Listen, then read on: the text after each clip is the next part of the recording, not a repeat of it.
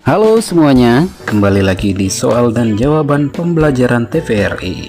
Bagaimana kabar kalian? Siap untuk belajar? Jangan lupa like dan subscribe channel ini ya. Selamat belajar.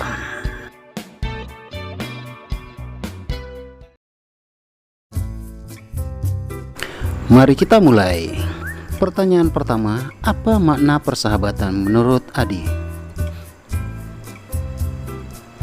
Jawabannya adalah, menurut Adi, sahabat ibarat dua mata, jika yang satunya terpejam, maka yang satunya ikut terpejam, dan jika yang satunya meneteskan air mata, begitu pula yang satunya. Pertanyaan yang kedua, bagaimana cara Adi belajar puisi? Jawabannya yaitu dengan mempraktekkan membaca puisi di kehidupan sehari-harinya, bahkan saat berbicara dengan ibu dan temannya Benny.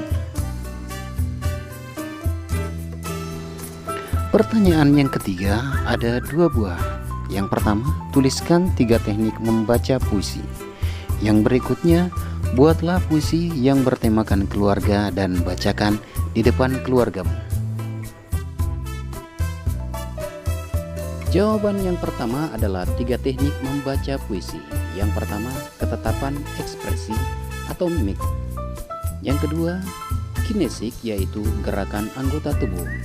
Dan yang ketiga, kejelasan artikulasi. Berikut adalah contoh puisi yang bertemakan keluarga.